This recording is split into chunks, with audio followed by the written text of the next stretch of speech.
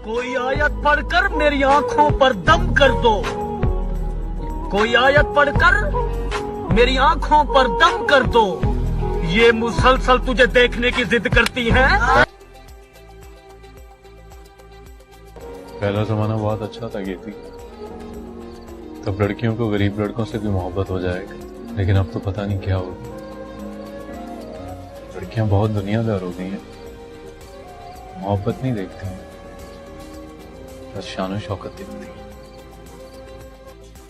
बिछड़कर उसका दिल लग भी गया तो क्या लगेगा। बिछड़कर उसका दिल लग भी गया तो क्या लगेगा। वो थक जाएगा और मेरे गले से आ लगेगा। बिछड़कर उसका दिल लग भी गया तो क्या लगेगा। वो थक जाएगा और मेरे गले से आ लगेगा। मैं मुश्किल में तुम्हारे काम आऊं या ना आऊं, मुझे आवाज दे लेना, तुम्हें अच्छा लगेगा।